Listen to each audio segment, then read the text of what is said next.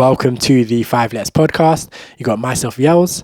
A little bit sick today, but we move. We got Bez to the left of me. We got Cam alongside as well. Let's get into it.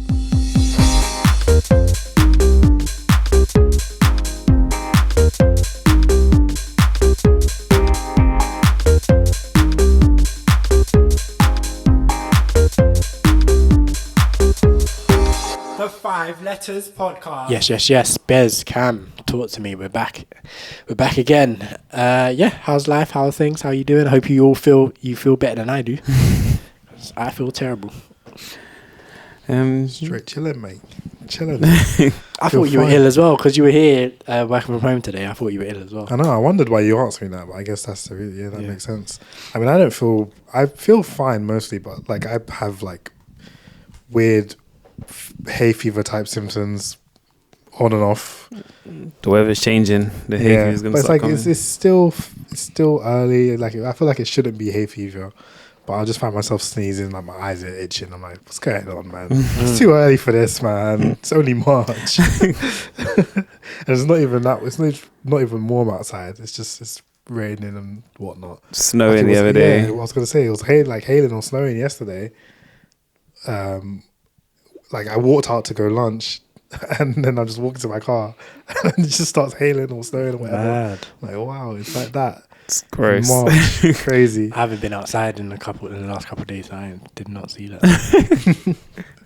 But other than that, I've been chilling, just been vibing. Not really done much. I don't think. Just been working. Yeah, for me, same. I've been working. I had the exact same problem yesterday. So literally, I need to let me stretch my legs. Go walk to Aldi. As I was coming back, just got really cold, windy, and then I started seeing like things hitting me. I'm like, what's going on? Is it snowing? Yeah, it was just hailstoning on me. It was horrible. Just been working. I had some car troubles a couple weeks ago, so I had to get a new car.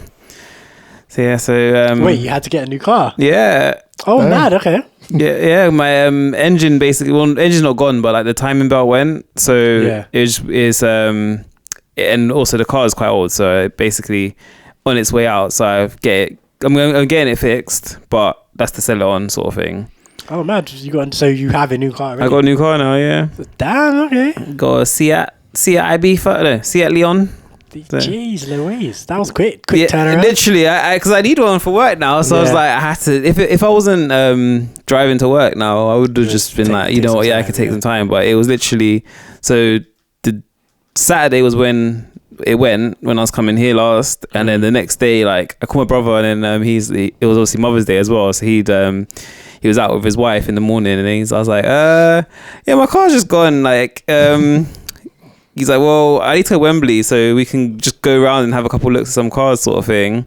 And then it was just driving around, ended up in Watford, and then was driving like from a car showroom in Watford, and then just drove past the place, and we saw just one in the window. Yeah. We were like, see that car? Like, yeah, that was actually that was quite a nice car. So we just stopped, went to the showroom, and ended up just like doing the papers and all that, and taking that car just like that. Man have money. Man said, just drive past. Saw a nice car. It was within budget. Walked in and drive that. You know what I mean? But literally just like that. I just had to just like, okay, test drove it. Yeah, it's all right. I'll take it. Yeah, man said came in the Blackburns left and all right. Jeez. So I've been driving my car now. It's nice. It's got all the new features like touch screens and all that kind of stuff. So welcome to the future. Literally, it's weird, man. Got reversing sensors and all sorts. I'm like, what's going on here?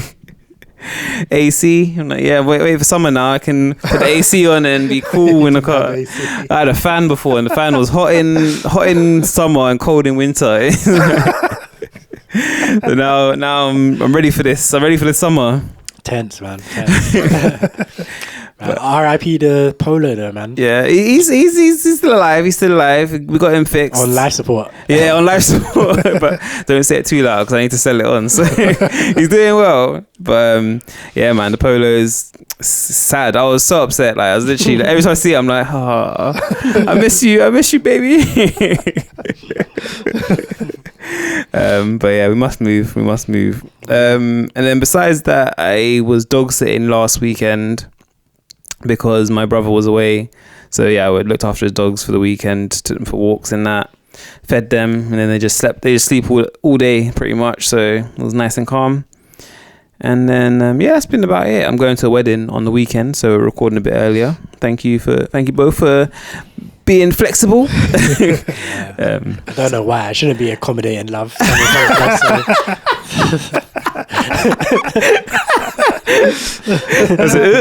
not doing this. That's not happening, guys. Come on. But yeah, so I'm going down to Bournemouth tomorrow evening. So yeah, it's gonna be a busy weekend again.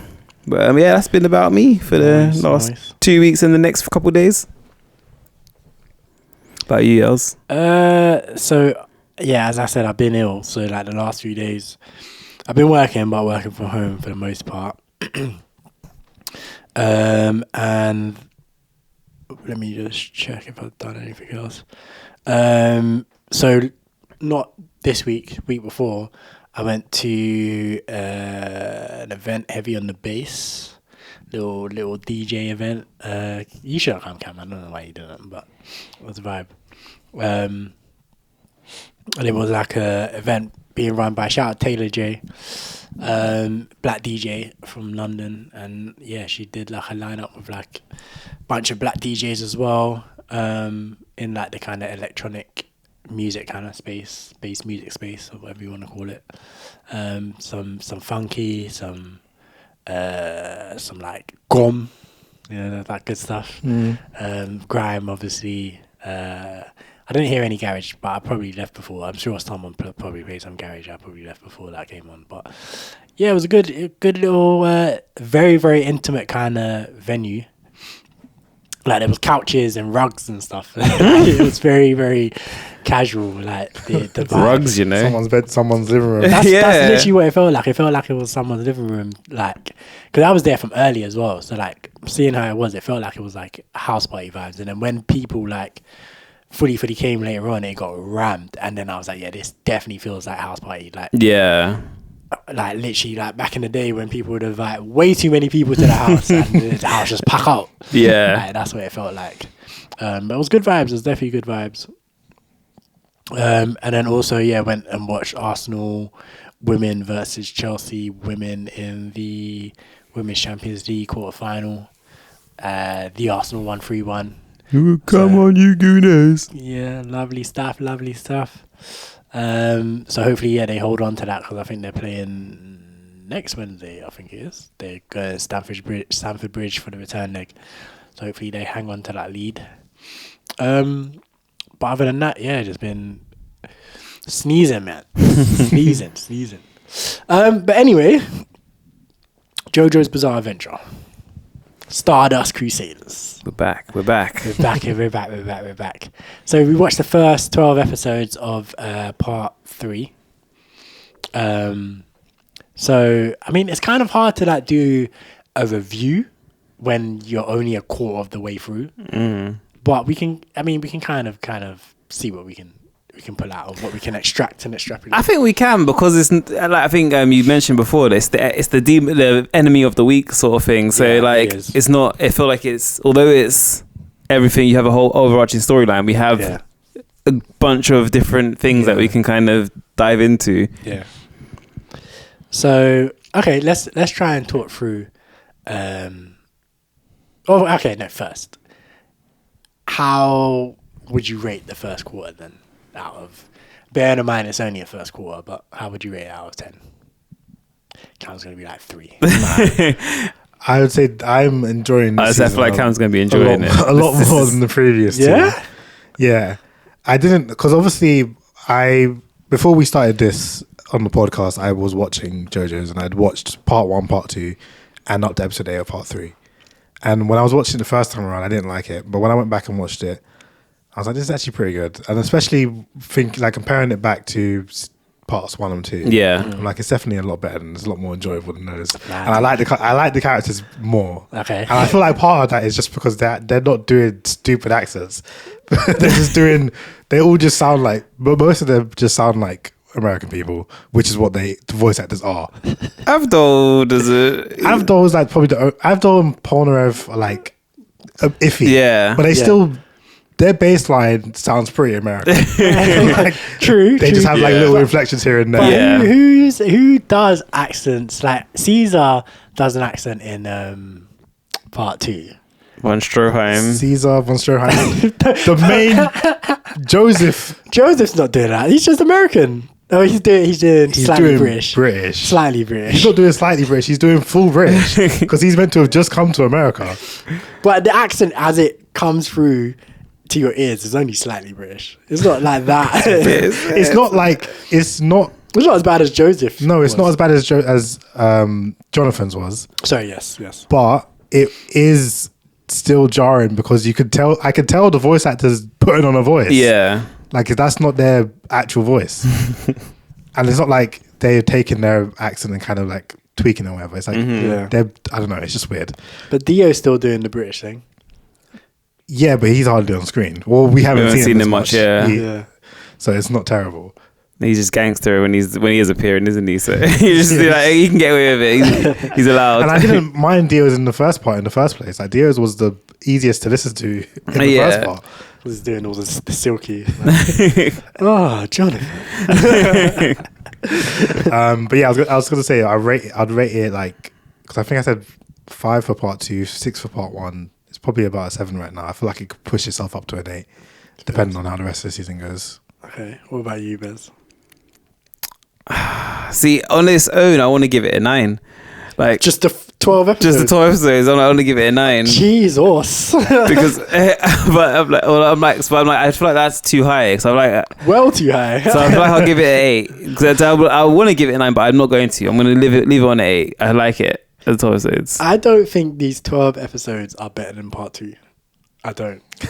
If we're just saying these 12 episodes, I don't think they're better than part 2. I think it's good. It's definitely good. I think, what did I give part 2? I think I gave part 2 a 7. Yeah. So I think I would probably just stick with a 7, but a slightly lower 7 than part 2. Because I think part 2 as a whole, like, there's a lot that I enjoy there. Like, I know, obviously, Cam, you don't like it or whatever. Yeah. And part 3, obviously, I've seen it before, so I do know that there's more to come for part 3, which I think will probably push it above. But these first 12 episodes alone, I can't give it higher than part 2, so I think I'll stick with a 7, but a lower 7, 6.99. You know, just to make it lower than part 2. I feel like it's might be more enjoyable than part 2. Like, I think the story is probably better. Is of part 2. Yeah. But I think my enjoyment level of it, I think, was higher in part 3. Yeah, I agree with that, because when I finished watching episode 12, I was like, I could, and I wanted to keep watching. Yeah. But part 2, when I was done with that, I was like, don't ever show me any of this nonsense again. Wow. I don't want to see this on my screen again. No, you don't want to see Wamu. Cars. It's cars. Von Stroheim. Jojo. So jarring. Oh my God, it's my fault, Jojo. Cut off my leg. No, not at all. There's stuff that I like about part 2.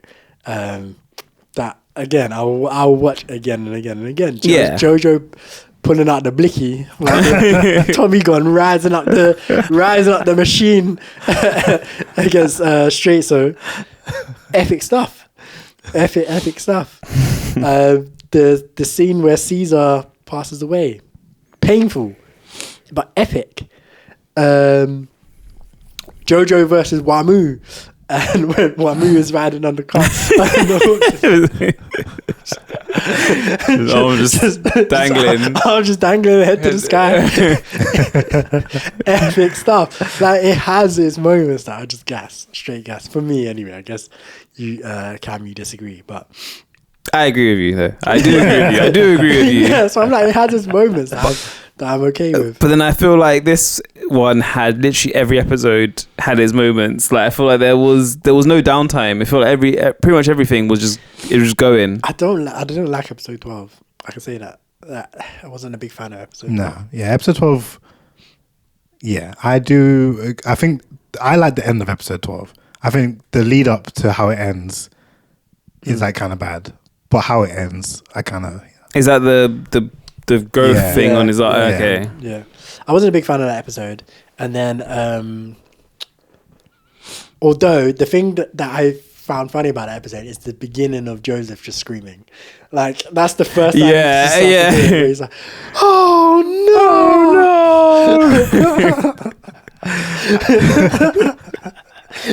And there's going to be more to come, spoilers, but there's going to be more to come of that. But that's the first time he does it like loads in the episode. Like, oh no. That's a lot. Well, episode 12 also is so funny, but I obviously I said in the last episode that I didn't like the thing Joseph did where he would say, next you're going to say, and then they say it. Yeah. This time I found myself laughing. Like, in episode 12, I was like, no, that was actually funny. Oh my God. It was such a long sentence as well. Like, he's like, next you're going to say it, and starts talking for 2 minutes. And then the thing repeats it like for another 2 minutes. What? It's crazy. But that was the first time they did it in this one as well. In the season. But it's the first time the focus was on Joseph. Yeah, true, yeah. But let's talk it through then. Let's start from the beginning. So, trying to be quick. Basically, starts off with Joseph Joestar, our former protagonist, flying to Japan to see his daughter and his grandson. His grandson has locked himself in prison because he feels that he is possessed by an evil spirit. We soon learn that the evil spirits are named Stans.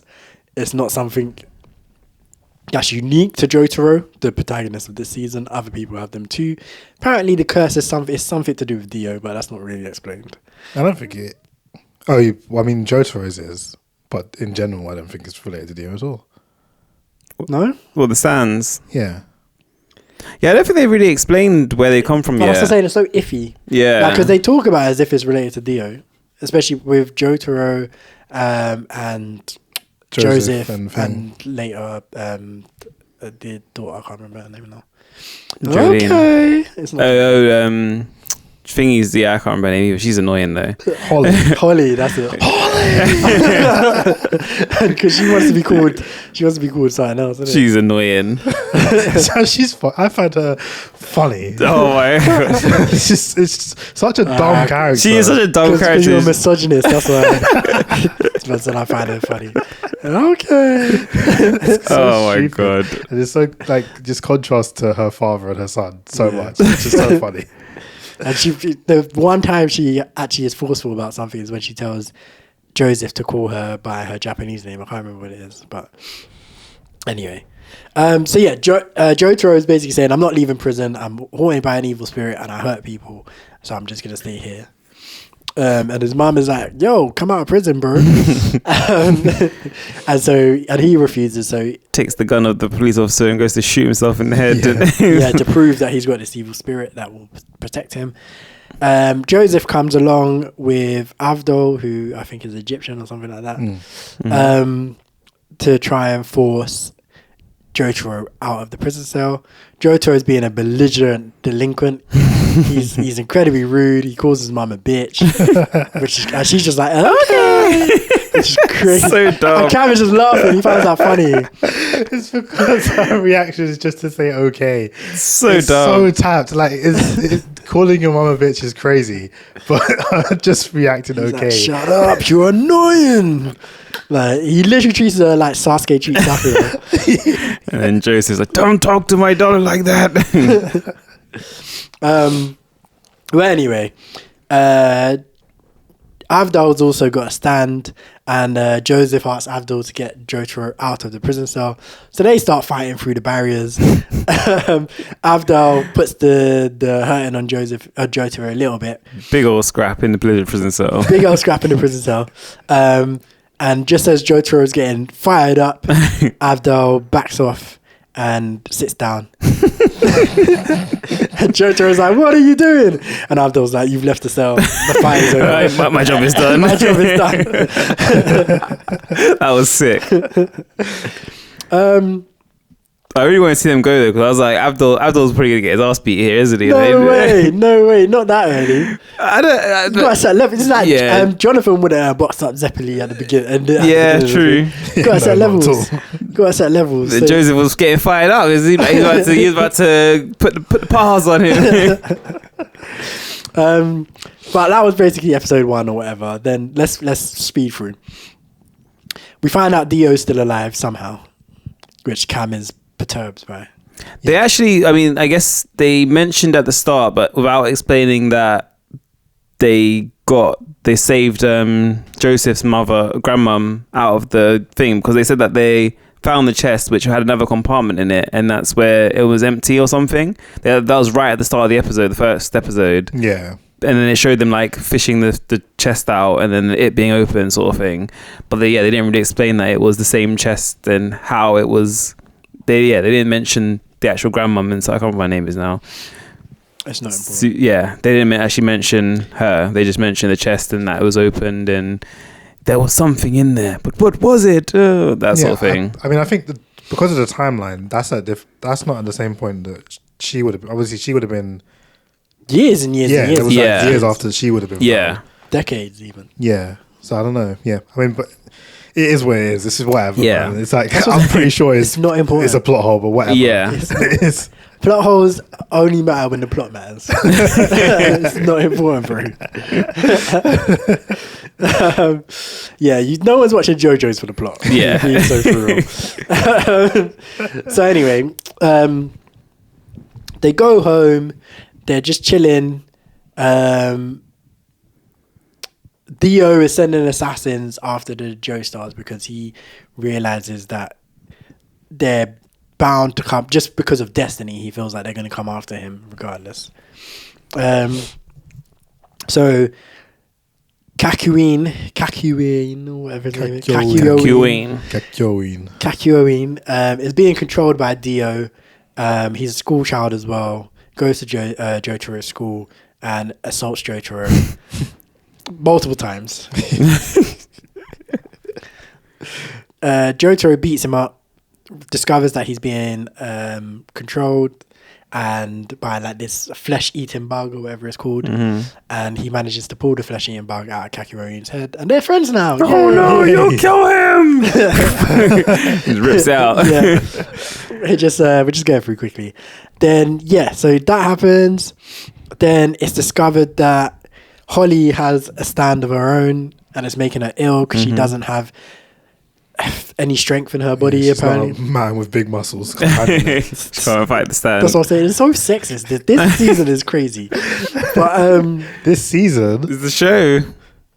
Yeah, true. Yeah, I did say that about the previous. Yeah, it gets better though. I think by the time you get to Jolene, I think it's better. She's a woman with muscles. Yeah, they put her as a main character. Of course, they're gonna have. They can't be sexist. But I'm saying the rest of the characters in the show, there's women in the show then as well that are like part of her pussy and whatnot. Yeah, and they're a women's prison, aren't they? How do you, with a female main character?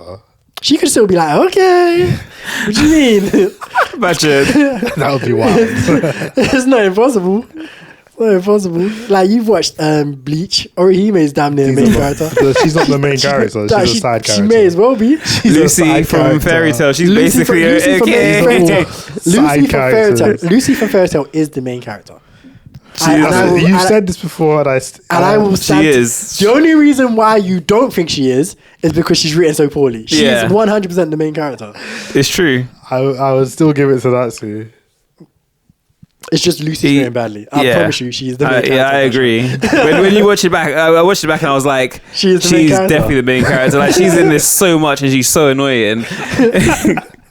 The show is centered around her. Even like what's the other one? The Seven Deadly Sins, where the princess, she's kind of main characterish as well. Yeah, it's not Meliodas. Yeah, I wouldn't say it's Meliodas. I mean, I've only watched like 6 episodes of that, and I would have said it was Meliodas just for that. I mean, I know she like goes looking for him at the beginning or whatever, but that doesn't make her the main character. I feel like they just have very central plots, and then they're just written badly, so they're just annoying. And then my thing is, if the story revolves around you're the main character. The story revolves around Lucy. You don't realize it unless you watch it properly. The story doesn't revolve around Natsu. It revolves around Lucy. And if you so, I haven't seen and obviously you haven't seen Seven Deadly Sins. I've only seen like the first season or whatever. And the very end of the first season, I was like, yeah, this is definitely the main character, the woman, because there's a big reveal at the end. And I'm like, okay, cool. Yeah, the story revolves around her. The story is revolving around you. Like at this point, it's not about. It's just the man main character has the big battle, but the story is around that other person. Yeah, and again, and purely because the other person is written so badly. You probably don't realize it, but yeah, she's definitely the main character. Yeah. So what else happens? So yeah, Holly's being killed by her stand somehow. So they decide that they have to go and hunt down Dio and kill him to remove the curse. Again, this is all very fuzzy on the exact details and how they know that this would even work, whatever. Yeah. But so they figure out that they believe Dio's in Egypt. So they from a bug, from a mosquito or something, off of Joseph's stand. To catch pictures of Dio. Yeah, half naked, or not fully naked. Fully naked. Yeah, actually, that's a good point. I'm just gonna cover this like in one go. Every single scene we see of Dio, he's basically naked, women around everywhere. Yep. And he's just talking like, "Oh, to be in love with one such as I." Would you sacrifice your life to be with me? And then when he's not saying that, he's also like the Joes'S. I must destroy the Joes'S. And flexing and posing. Yeah. And then So anyway, they're off to Egypt. They try to fly there, but they get attacked by an enemy stand user. Who what was this stand again? It was on the plane, wasn't it? It was on the plane, yeah. I can't remember what the stand was. It was something like it was like a small thing because I remember it running around and writing on the walls and blood and stuff. I feel like it was like a bug. No, that's what I was saying. I think it was a bug, wasn't it? Yeah. And Kakyoin basically mashes them up. Inconsequential. Yeah. But they not before this enemy sun user kills their pilots, so Joseph has to land the plane. his third plane crash that he's lived through. That's so true. They made a comment about it as well. Jotaro is like, "I'm never flying with you again." And then they're stranded at sea. They basically end up on a boat that's meant to be with the Speedwagon Foundation. But turns out that the captain has been murdered by someone else, and now there's another enemy stand user whose stand is... It's like the shark kind of thing. Yeah, this kraken type creature in the water. Missed one, man. Did I? Yeah, we missed Polnareff. He's before that. Oh, yeah, he meets them. Polnareff? Where does he meet them? Just before he thinks they're in Singapore, isn't it? Yeah. Because after the plane crash, they end up in Singapore. And he was he's looking for the person with the backwards hand, isn't he, or something? But he's also being controlled by Dio. Oh, okay. Yeah, so basically similar thing. Polnareff, they meet Polnareff, who is joins the gang. Yeah, and Avdol mashes them up, pull out the thing, the fleshy invulg or whatever, and he joins the gang. Then they charter a boat from Singapore, and that boat with the Speedwagon Foundation. And like I said, the captain's killed, and someone else takes his place, and he happens to be an enemy stand user whose stand is the Kraken in the water. Tries to drag Jotaro down to the seabed. Big fight. Jotaro wins as normal. Yeah. But the boat ends up destroyed, and so they're stranded. Before that, there was the orangutan on the boat. No. That's a difference. That's okay. different. Next episode. Okay. The boat gets destroyed, so they end up floating along on like a lifeboat or whatever. Yeah. And they're like, "Oh, we need someone to come save us. We need her." Then this big giant ship appears out of nowhere. They get on it and they're like, "But there's no crew. Yeah. There's no crew. The boat is sailing just fine. All the instruments are working. Things are going good. But there's this random monkey in a cage and no crew." And of course, because this is JoJo's Bizarre Adventure, things are really bizarre. Turns out that the monkey is a stand user and the boat is his stand. The boat is a stand. He's in his cage smoking cigarettes and reading Playboy magazines. I forgot to say they picked up a stowaway as well. And the monkey was perving on her little child girl.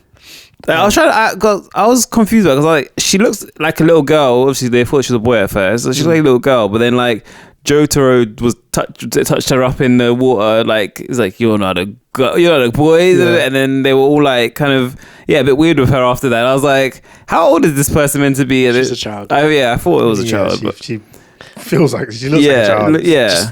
Japan, bro. Fair. I mean, how old is Jotaro meant to be? Like to be fair, 17. he's a child as well, isn't he? I don't know about child, like but he's 16, 17. probably got 10 years on her. I don't know. Nah, she's probably like 12, 11, 12. But it's still. She was weird. meant to have boobs and stuff. She should be older than that. I mean, PBE hits around At 12. Yeah. So she got to be older than that, surely. No, because it wasn't like she had visible boobs. It was he touched her and was like, oh. Yeah, I think she's just entering into the PBE type vibes. I would say no older than 13. Yeah. Which at a point where Jotaro is probably like 17. Absurd. Yes. Yeah. Anyway, the monkey is perving on this girl as well, which is creepy in many different ways. But anyway, Jotaro manages again to save the day. He boxes up the monkey. The monkey's begging for forgiveness, showing his belly, trying to be submissive. Jotaro's like, we're not in the animal kingdom here, man. Boxes him up. And then they're stranded again on the sea because the boat they were on was obviously an enemy stand. And then Cam is following. What happens next? Where do they end up next? They're back in Singapore. They go to the hotel. Right, and this is where Polarev is scrapping the thing in the hotel. The little puppet thing. Yeah. I enjoyed this episode. This episode was fun. He's going to the toilet and the pig in the toilet. He's like, that's later. Oh my! I keep getting all mixed up. All right, so they go back to Singapore. They go to this hotel, and they find out about this stand that basically makes death look like curses, like someone's been cursed or whatever. And basically, the way it happens is that he lures his opponent into attacking him, and then once his opponent attacks him, his stand is like unleashed or whatever, and then his stand basically just is like a little gremlin just running around doing all sorts of things. So Polarev encounters this person. He doesn't realize that he's being goaded into attacking him, so he attacks him. Calls up everyone else like, yo, I just encountered an enemy stand user, but it's fine, I got him, he ran away, blah, blah, blah. And they're like, cool, let's all meet up in Joseph and Abdul's room and discuss what we're gonna do.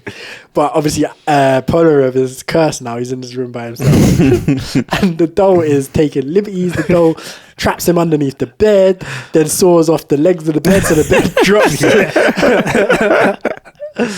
Polarev is having a horrible time, and they're just in the room like, what's taking Polarev? He's not very punctual.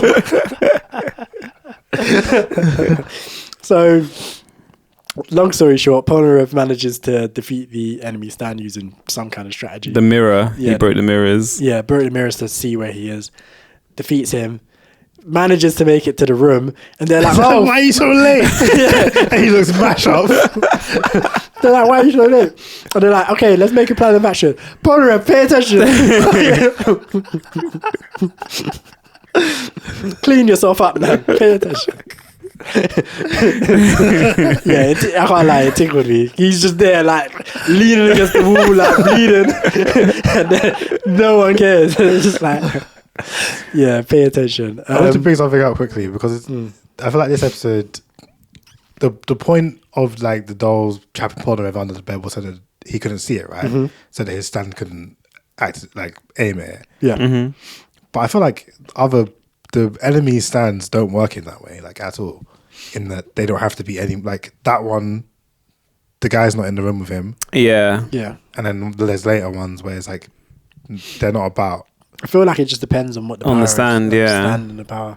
So I feel like certain types, so probably Polnareff's type, Jojo'S type probably can't. But I feel like Kakyoin probably could because he's the long distance one, yeah. He's the long distance one. So I think.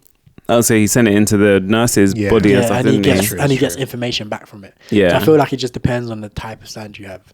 I feel like if it's just like brute force, close range one, yeah. Close range, yeah, that Polo of Jotaro, I feel like it probably can't.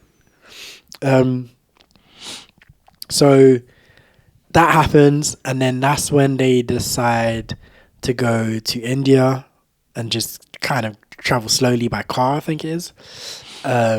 So they set off to India. They get to. Am I going right? I'm missing something. This is where they do decide to go to India. I don't remember how they get there though, but this is with the one where they get on the cable car and Jojo fuses his power and the TV tells him that Kakyoin is a traitor. Loyal servant of Theo. Right, yeah. So they find out Kakyoin is a traitor. He's actually a loyal servant of Theo. Greatest episode of the show so far. That episode made me so uncomfortable. Why? Like the best scene in JoJo's history. It fully flips just the style of like everything about it just flips from the previous episode to that episode. I was like, I feel whiplash. Why? Because it goes crazy. In what way? Yeah, in the way that Kakyoin acts.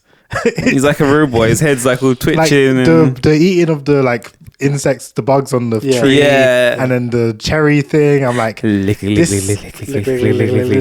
like the tone of the show just felt totally different. In what way though? Like the tone was. It felt more okay. Just from the episode 8 in the hotel when Polnareff is fighting the doll thing.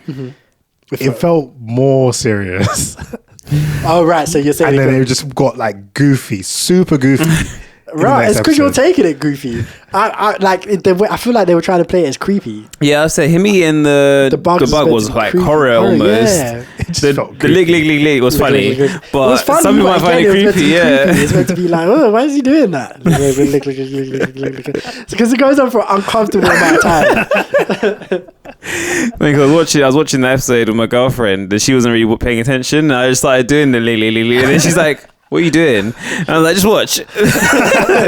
He starts doing it. I was like, "It's the best scene coming up. Just watch." And I didn't know. I've obviously seen that clip before. I didn't know that was the context of it. Like, oh, you gotta eat that cherry, Jojo.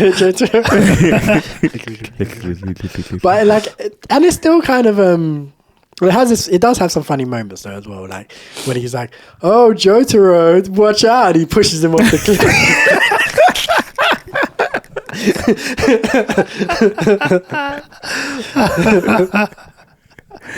It's so dumb. It's so dumb. But I enjoyed that episode. That episode was fun. Yeah, that episode is good. I was just joking with you, Jojo. I was just hanging on to hanging on for dear life. Looking like Mufasa, like, oh shit. I was just playing with you, Jojo. Why are you taking it so seriously? But basically, Kakyoin's being there's an imposter pretending to be Kakyoin. And again, Jotaro puts boots to asses, beats up the imposter, and yeah, we move on. You're not gonna hurt me, are you? I'm sorry. I'll tell you everything. And then presumably now they get to India. Yeah, they get to India. And we start off the two-parter. Yes, we start off the two-parter. They get to India. Polnareff tries to use the bathroom. Pig head in the bathroom. Jojo's is just so weird. So random. Bro, actually, I was like, raw, this is dicey, man. When they got to India and Abdul was like, oh, it's a lovely country. And then, like, I was like, this depiction of India is rough. Like, I'm like, ooh, like, just the people just being, like, all up in your grill. Yeah. All the stuff and blah, blah, blah. And then Pig poking his head out of the toilet and whatnot. I'm like, yo, whoever wrote this does not like India. Yeah. Yeah, rough. But then basically, yeah, they find out about Jotaro found out from the guy who was imposing as Kakyoin about the other stand users that are coming after him, or after them. One of which is the man with two right hands who is alleged to have murdered Polnareff's sister. So Polnareff is hunting for him. So anyway, they find out that he's here. Polnareff gets attacked by him in the bathroom. And then he's hot. He's ready to go. He wants to leave the group and go after him straight. Avdol is like, no, listen to me, young man. Don't do it. Polnareff calls him a pussy. Pretty much, yeah. fully did. And goes off on his ones. He then, Polnareff proceeds to get jumped 2-on-1 by the man with the right hand and Hold Horse, who's a shooter. He's got the guns. Keeps that thing on him. Little cowboy guy who's got his little pea shooter. Avdol, out of nowhere, jumps in to save Polnareff and ends up getting shanked in the back and then shot in the head. Avdol is no more. I didn't realize he died so early either. I was like, what the hell? Literally same. I was like, right, this early? I remember him being a way more prominent, like, part of the show. Literally. It's crazy. I was like, this is like, what, 10 episodes in? Man's gone. So Avdol's gone. We have a little mini Caesar moment. Kakyoin is there as well. And Polnareff is like, that's what he gets, the pussy. should have minded his own business. And the Kakyoin is like, Polnareff, you asshole. He's just saved your life. And then you see, obviously, the tears on the ground falling. Polnareff's got his back to him and you just see the tears falling to the ground. It's like, he's... Manly tears. He can't show the tears. He's trying to hold it in. Then, long story short, Polnareff and Kakyoin team up and box up Centerfold, who's the man with two right hands, and then Hold Home as well. Or Hold Horse, sorry. Hold Horse. They don't even do anything to him. He just runs away. Yeah, he's still going. Oh, yeah, he does, isn't it? They're like, we just killed... They were like, oh, yeah, by the way, we just killed Centerfold. And he's like, haha, you're joking. And they're like, nah. And he's like, I swear. Okay, I'm gonna go. No, they're like, no, you can go look. And he's like, oh yeah, I'll go look. Bye. And then Jotaro and Joseph obviously discover Avdol lying on the street, and they're just stood there. You know, in anime where you just got the shadow on the face, it's just like stern face, and it's just the shadow. You can't see them. Yeah, they have one of those moments. It's like, goodbye, my old friend.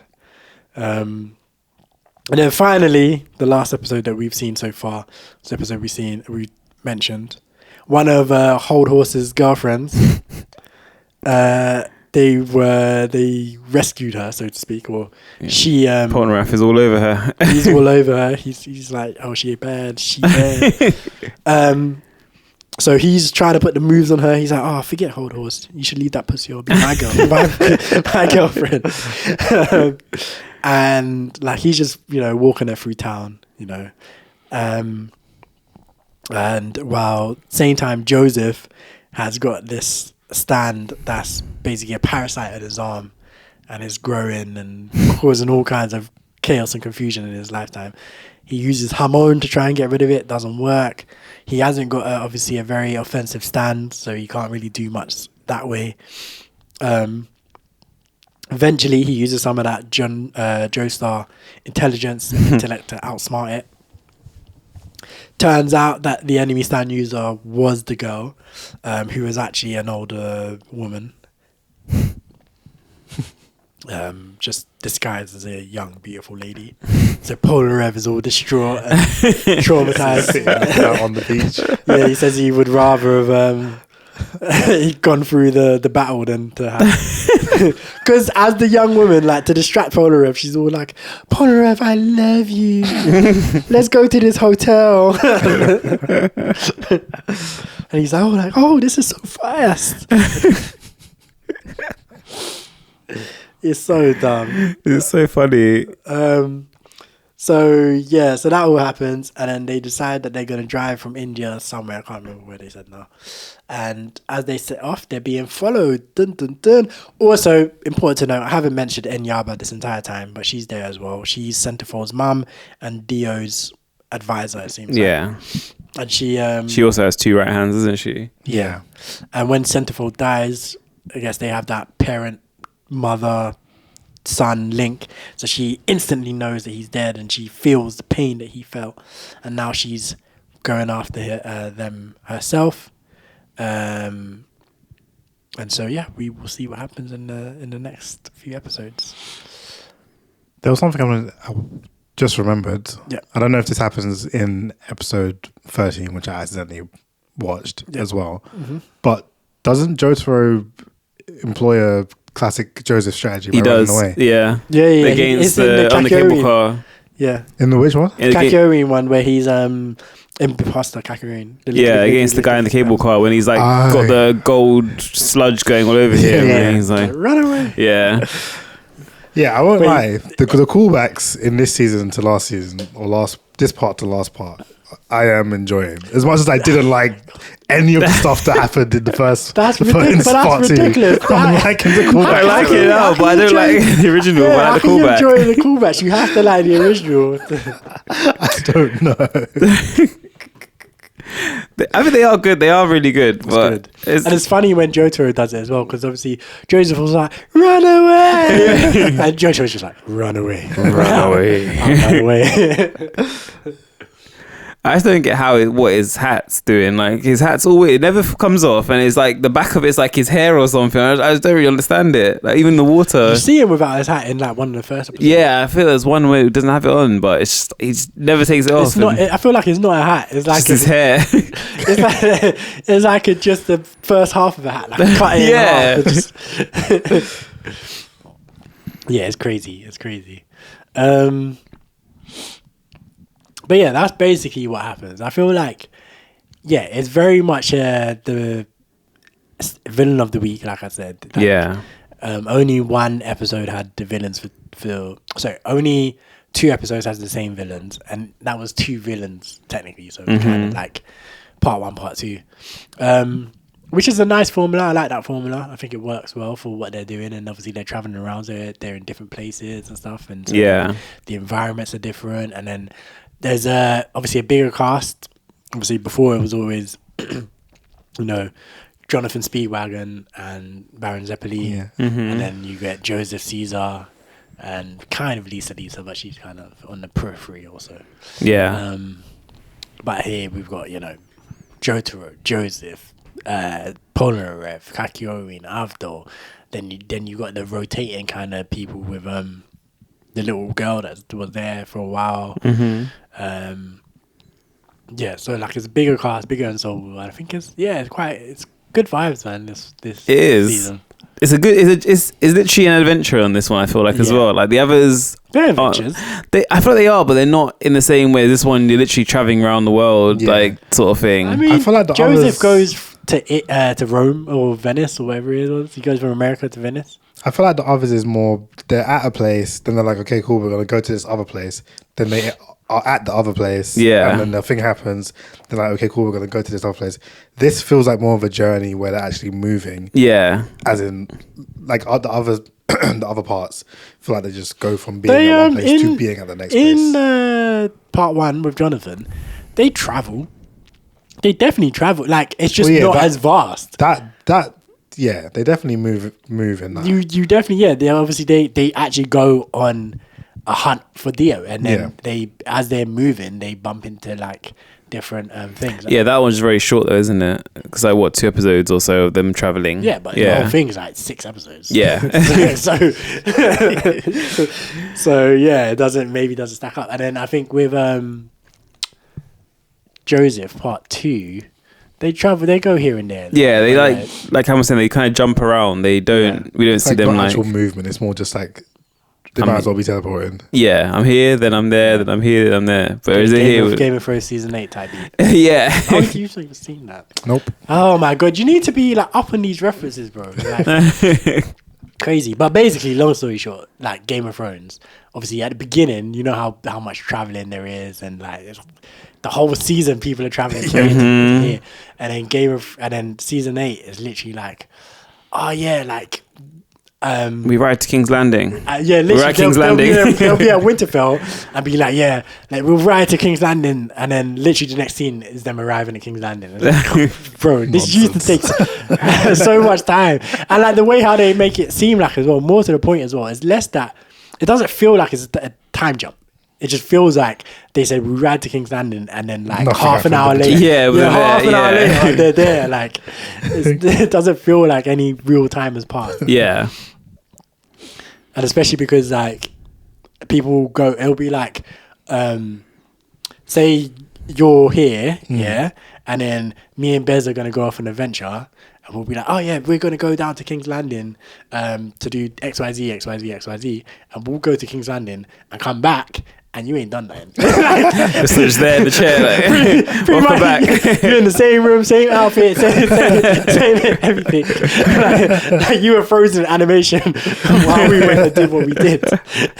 And it's like, hold on, this used to take months before. Literally. And now it's, literally like, it's like we just went, oh yeah, we're just going to go shops. So, but yeah. So yeah, I do get that obviously part 2 is probably a bit like that. But it's still adventure. Yeah, but this one feels the most adventure because they're literally traveling around, and we're seeing them travel and having their issues on their adventure, and it feels obviously is a lot longer, so it makes sense that they have more time to kind of flesh it out and stuff. But even in 12 episodes, we've seen them go from Japan to Singapore to India. So yeah, it's. But also remember, it is more modern. So it's true. That's another. Yeah, they didn't have planes. Jonathan weren't getting around like that. Yeah, true. He could have, if he was trying to go anywhere of a country or whatever. He's taken like a 2-day journey. Yeah, riding a horse for 4 years. That's true. Yeah. That's a good. That makes sense. That's probably why it's like that, which makes a lot of sense. To be fair. Yeah, because what are we in the 80s now? Are we that far ahead? We're in the 90s, I think. Would it be 90s? I think it would be. I think it would be 90s. Could be. I think it's the 90s. So yeah, we're well ahead. Yeah, so there's still some good episodes to come that I just can't wait to see. I'm looking forward to it. Yeah. How far did you actually get up to before when you were watching it? I only got up to episode 8 before. Okay, so you're now watching fresh stuff. Yeah. Okay. Yeah. Okay, yeah. we won't spoil too much. Yeah. But yeah, there's some very good stuff to come. But that's what I'm saying, and that's why I'm like, I can't be giving it 9 yet, because I'm like, give it. That's why I didn't give it a 9. Because I was like, I know what's coming, but that's why I was like, on its own, I feel like it is a strong 8. But I'm like, I know what's coming, so I don't want to give it a 9 because then it's going to be approaching a 10. But I'm like, it's not a 10. So I'm like, well, I'm like, I know what's coming, so I know it's going to get to a 9. But yeah. So I looked earlier, and so the next 12 episodes is a good place to end as well. So for the next episode, we can definitely watch up to episode 24. And then hopefully episode 36 is a good place to stop as well. We'll see. But definitely 12 more episodes we can definitely do for the next episode of our podcast, and just kind of see what's included in that. I saw one of the episodes I liked already. That's in that next one. Oh, it's in the next one. Okay. Yeah, I'm excited to rewatch. Let's just say. But I think my favorite episode of this bit was probably it's between Polarev versus the Curse and one of those two. is probably my favorite episode of these parts. Yeah, I think mine is the lick.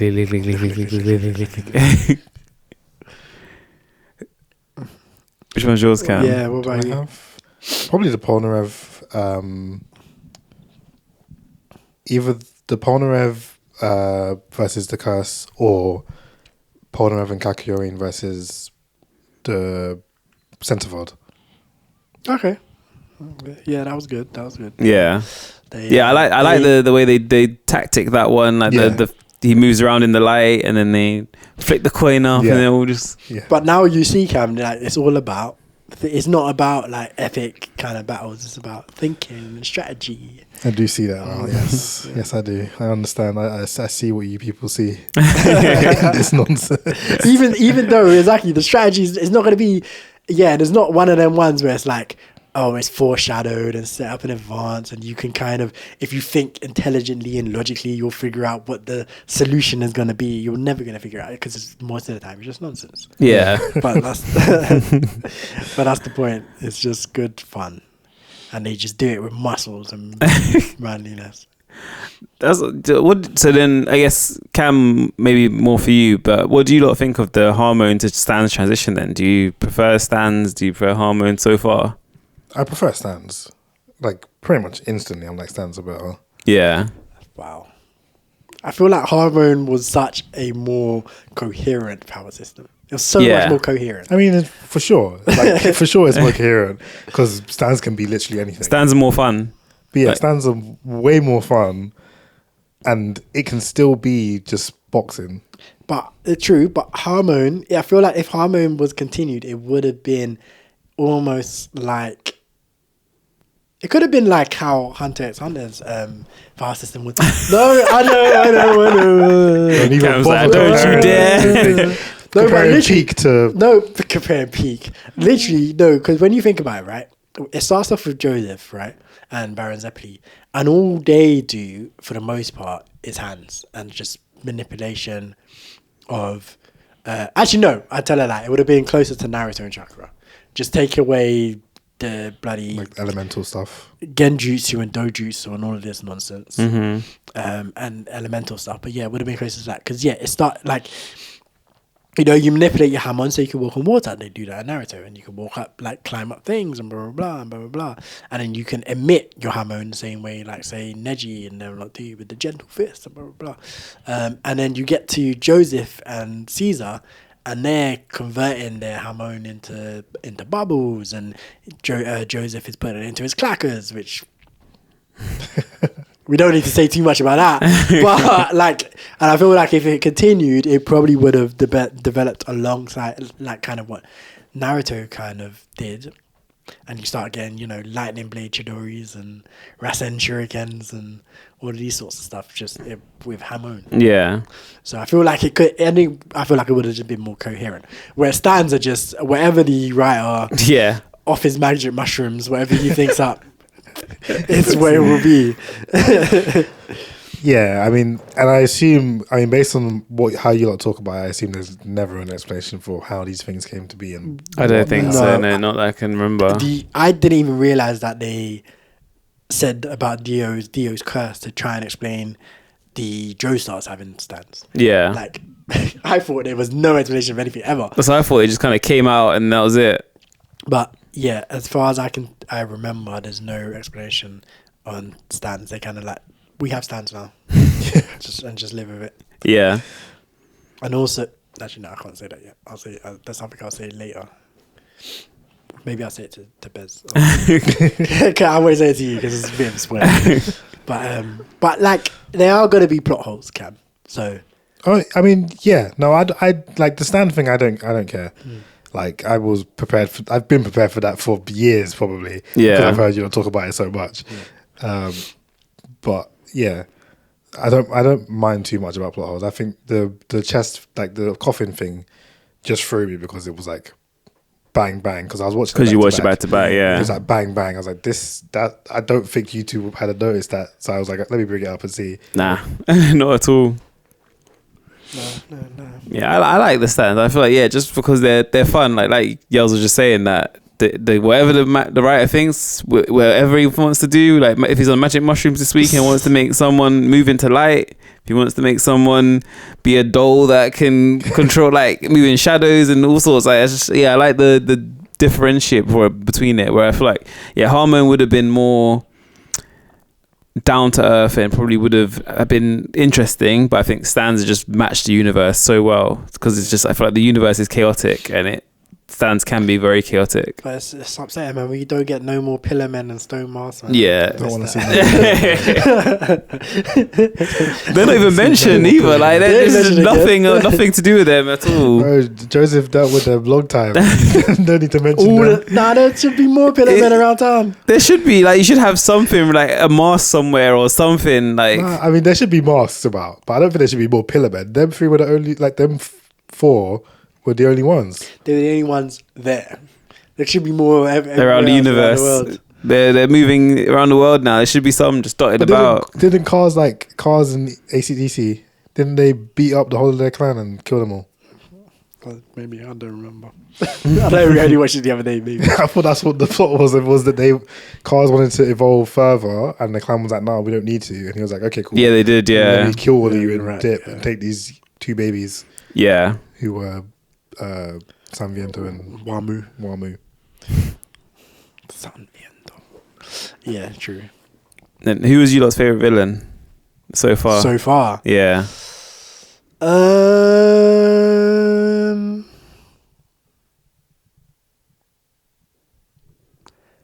Probably. I would say obviously the Kakyoin episode was the one where he's imposter and Kakyoin was my favorite, but I wouldn't say he was my favorite villain. Yeah. Because once he's not imposter and Kakyoin anymore, he's not as fun. I think maybe Hold Horse, to be fair. He's quite cool. Yeah, I don't know. What about you, Cam? What are you thinking?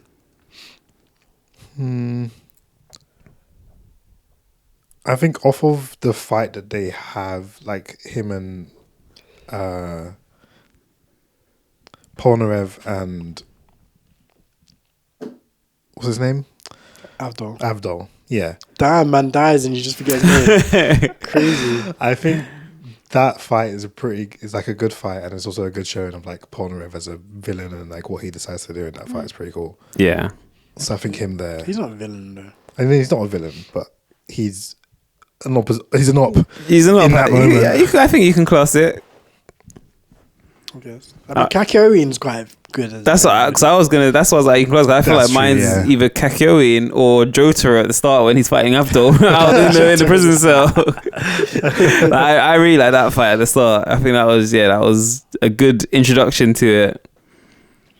Oh, the thing that was killing me as well was when Kakyoin, in that episode where he's the imposter, where he starts beating up the guy who's trying to take him. I was like, what is going on? What did he say? He said, the same hand you used to wipe your ass with, you put on my wire. Just breaking you just stamping him out, wasn't he? Yeah.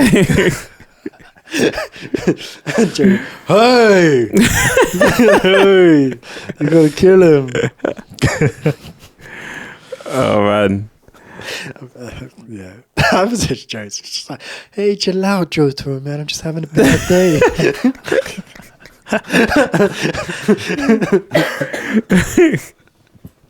Yeah, that whole episode had me like, what the hell is going on? It's so funny, just Kakyoin. Yeah, that movie was just hilarious. It's ridiculous. Oh man. I like when they name their stands as well. They had when Avdol was like, my stand is Magician's Wrath, and then your stand, this is this, and they show little cards and Star Platinum. I like that bit. Power Rangers moment. Yeah. One thing that I find funny though is how jacked they all are. They're all like massive. They're huge. Super tall, super wide. Like, it's They're crazy. huge. Yeah, you see them against up next to like other people in the universe. You're like, oh, that's great. Because sometimes I just think everyone in JoJo's universe is just that way. Yeah. And I know you see them against normal people, and it's like, oh shit, like these are It's just just four dudes just towering Giants. over you. Literally. two of which are children. Yeah, like 16, 17, giant and massive. Like polar. I mean, the guys in the school look pretty big as well. Like the One in the first episode, yeah.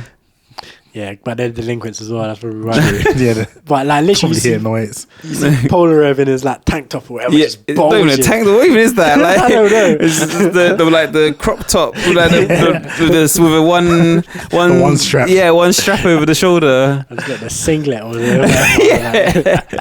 Just bulging. Oh, it's crazy. But then like some of the villains are even like built like that. Even like the old man that was controlling the bug, just regular dude. Yeah. Like Centerfold looks like Centerfold definitely doesn't look like a regular dude. Hold Horse, regular dude, slim, probably tall, but slim. Yeah. Yeah. Like whatever. Like most of the villains, regular looking people. But then you got the Joestars and then obviously Dio as well. When you see him, he just He's massive, yeah. Just flexing. He looks massive, like even bigger than them. I mean, obviously we haven't seen him next to them Properly, yet. yeah. But just, off of the scenes we see him in, So he's got, flexing. like, so many muscles. Like, what's going on with your arm, bro? That does not look right. His muscles are muscles. Yeah. But he ain't doing nothing though, man. He's just hanging out. So he's literally training probably four times a day. Like he's like train, nap, train, nap, eat, Feed. feed, and he's eating straight from human beings as well, man. Just pure protein. Pure protein.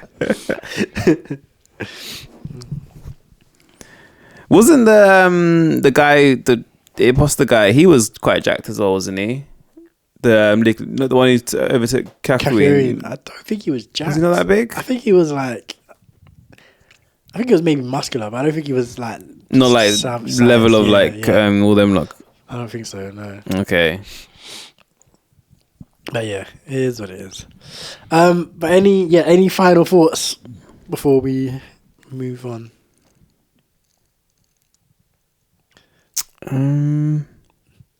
No? Nah. Alright, Cam, this is a question for you. Yeah. Obviously me and Bez can't answer this, but where do you think this season's going? What's your prediction for where this is gonna end up?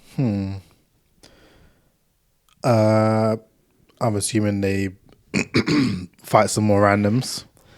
Get to where this is like 40 something episodes in this, so it's still quite a long time. Mm-hmm. They probably get to where Dio is, scrap him one time, he beats them and dips out, doesn't kill them for some reason, and then they go again, new adventure, more different people to meet, different villains and stuff, and then they finally find him and probably not beat him again. I don't know, they probably don't kill him. I assume they don't kill him just off of what I know of the next parts, but yeah, scrap him one more time. 2 big fights between them and Dio in the middle of this part and at the end of the part, and yeah, Logical. That sounds logical. Not very bizarre, mind you, but sounds logical. I mean, JoJo's Logical Adventures. all of the parts have literally done that exact same thing. Like, there's the big fight between Joseph and San Viento, the big fight between Joseph and Tarkus, isn't it? No, AC/DC. yeah, And yeah, then- and then ACDC, Wamu. and then Wamu and Cars Who's at the end. Tarkus again? Oh, Tarkus is Tarkus from is part part 1. 1, yeah. Yeah, and then yeah, Jonathan has his big fight in the fire of his home, Yeah. Yeah. and then the fight at the end. Yeah, no, I'm playing with you. Well, we will come back and see how accurate Cam's prediction was. I'm just thinking about the end of it now. I'm getting gassed. At the end of this part. No, the end of the part, yeah. The end of, all 48 episodes. Yeah. Because, like, it just goes, it's good. It's good stuff. It is definitely good. A lot happens, and yeah, looking forward to the next 2 episodes. Yeah. What's our plan for Still War Run, by the way? For what? Still War Run. Yeah, are we watching that when we get there, or are we gonna watch that now and then? Well, he can't watch it. Yeah, you can't. But, do what I want. yeah. Because I had already watched it. What do you mean? Yeah, have you watched it already? When I finished watching, Why would you do that? Because I was like, this is good, and I'm bored, and I wanted to see what was up with it. Because obviously the other parts other parts in between are. They're disconnected from where we are now, but there's spoilers for the other parts. There's going to be spoilers for the other parts in that. But if I don't know, then I don't know. You won't get them. That's ridiculous, Cam. Damn. I'm literally looking at it like, should I watch other now? We're gonna wait till we get there, or we can watch it and then we'll talk about it in conjunction or something. But I didn't. You just don't want to make good content. did you watch it all as well? There's only one episode. Oh, okay. Oh, Then don't watch anymore. I'm not bro. gonna. I just Okay. wanted to see what the The whole point of this was that we experienced, like, we were like, okay, Steel Ball Run is coming soon. We'll watch everything to catch up and get up to date, and then we'll experience Steel Ball Run together. As a I finished episode 12 and I was bored, and I was like, Do you know how many other I want to watch more. I want to see some more of this JoJo stuff. So I watched Steel Ball Run because I know that it's completely disconnected from where I'm at right now, and also probably every part up until every part before Steel Ball Run. Even I didn't think it would be because of the bloodlines and stuff, but maybe he is. Maybe he's like the distant cousin or something. He's a Joestar. yeah, but weren't you not saying it's like a new timeline or something? I don't know about Steel Ball. I know it's a different kind of fighting style and stuff, but I don't know if it's a different timeline. I actually don't know much about it at all, other than they fight on horses and it's Yu-Gi-Oh 5D style or something along those lines. I actually have no idea about it really. Oh well. I even thought all the episodes were dropping at once. I didn't know there was one episode. Yeah. It's not even connected to the rest of them, like on Netflix. Parts. Yeah, it's on its own, isn't it? Yeah, it's a separate thing. It's just separate now, which is interesting. But anymore, don't watch anymore, man. We'll watch it when we get there. Okay. Cal's gonna watch them all. I'm not gonna watch them all. There's so much. There's way more anime to watch. If you want to watch something JoJo, like watch Baki or something, man. Nah. It's like I wanted to watch. Watch JoJo. you can't even watch Rohan Kashibe because that's connected to watch the Hakashibe. Watch like Baki. Watch Record of Ragnarok. Record of Ragnarok. That's garbage though. Kengan Ashura. Like these are like Big muscle men fighting. But I don't want to watch Big Muscle Man fight. I wanted to watch the nonsense of JoJo. Yeah, man. Big meaty men bumping me. What the hell? Shout out Biggie. yeah, you know the reference. Yeah. Yeah, man. Well, if you want to watch something else, watch Kuroko. Because they're jacked. And they're doing nonsense. They're doing nonsense. Formless shot. Well, watch Kuroko, man. Oh, don't worry, I won't watch anymore. Emperor Eye. You just naming powers. They moves. Yeah. Powers. It's good stuff. Anyway, let's transition then into the watch list. Cam looks like he's pulling up his phone. So I am. You might as well go first. The watch list. Okay. So I'm still watching Blackish, Scrubs. I started watching Grownish as well. You finished Blackish now, or you just kind of got to the point where Grownish would start? Okay. Yeah. This latest season of Blackish was techie. Like I'm at the end of it. I don't know if you remember. It's when them two, they're on the train ropes thing, yeah, going through a rough patch. There's a few episodes that are hard to watch. Yeah, it's actually so sad to watch them like the awkward and yeah. I was not expecting it. I've had like a few episodes where I've been like close to tears, mate. Oh, damn! It's bringing out emotions, man. It's bringing out emotions. I'm like, it's a very good show. That's like season 6? This is something like that. Season 5 or 4 or 5, 6, something like that. Cause I feel like it was quite late on. It wants to load. What's that Notion? Season 4. Oh, season 4. Okay. Yeah. So yeah, I'm watching that. Blackish, Grownish, watching Scrubs, the new stuff. And And I think there's something else. Where's my... Oh yeah, I watched a show called Jury Duty on Prime. Jury Duty. Yeah, Jury Duty. It's like a kind of prank show kind of thing where... Oh, I think I saw this pop up. Yeah, there's one guy who's... He's a real person and everyone else is an actor. The premise is that they're filming a documentary about 12 people on Jury Duty. But 11 of the people are actors and they're in on it. And the one guy is not. And so they just throw random stuff at him. They just do stupid stuff around him and just see how he reacts and interacts with the people, with the actors. Yeah. It's actually really good. It was the second season as well, wasn't it? Yeah, there's a new one. I think it's called Office Retreat or something like that. Oh, that's the one. Work Retreat. That's one. Yeah, I saw the Work Retreat one, Yeah. and then I saw that they said the second season from Jury Duty. Yeah. It's actually really good. It's got what's his name from the main character from the Sonic. Well, not the main character, but the main human guy from Sonic. Chris Masterson. Yeah. Something Masterson. Yeah. Steve Marston. No. Something Marston. Yeah. Yeah. Something Marsden. Yeah. He's one of the actors playing, obviously himself. Oh, okay. He's a well-known guy. Yeah. But yeah, it's actually quite funny. The stuff they do, like, I'm not even going to get into it. I can't bother. And then I also, yesterday I watched the first 2 episodes of this show called Bait, also on Prime, because one of my friends from school, shout out Gassan, he's got a part in it. Okay. So I fair. was like, yeah, let me support the thing. It's actually really good.